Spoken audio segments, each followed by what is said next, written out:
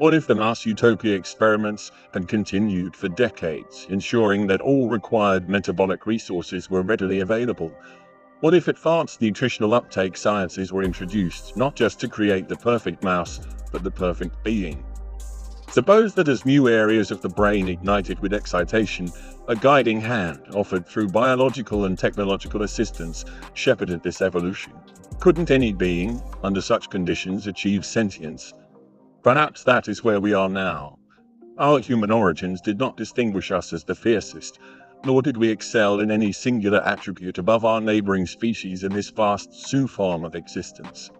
Yet, through the most inert and nebulous of conditions, humanity began to wield its only true power, the capacity for sedentary escapism, now heralded as the crowning achievement of civilization.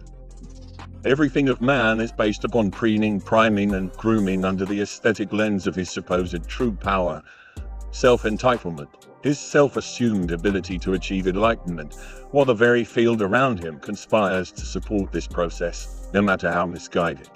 Suppose the localized universe acts as a sycophant, perhaps even engineered to sustain mankind through every violent bout and indulgence.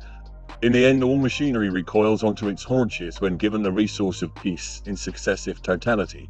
As flesh machines settle, growing first ever more flaccid, they begin to prime. Then, an obsessive fixation on grooming in all aspects of daily life takes hold, shaping the new form of this docile beast.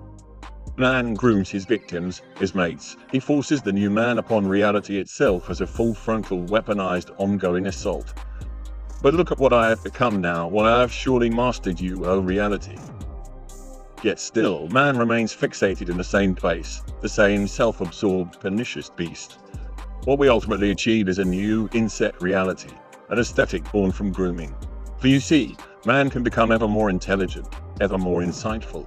He can even develop new brain lobes, organelles, or appendages born of metastasizing ideals. Man takes an idea, no matter how far-reaching or preposterous, and assumes himself its worthy benefactor. At first, he invents new mathematics, and with it his own novel forms of multiplication. Man grooms himself indeed. As he primes and fluffs, he does so within the self-imposed rules of his own observable context.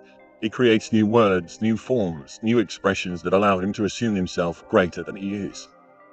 Yet, he does all this from a singular perspective, within the safe confines of his own cage, wrapped in layers of denial. New titles, exaggerated forms, yet always, at the core, unchanged. Man convinces himself he has conquered all while hiding behind his sedentary, hypnagogic alchemical glandular secretions, an intrinsic drug of hallucination.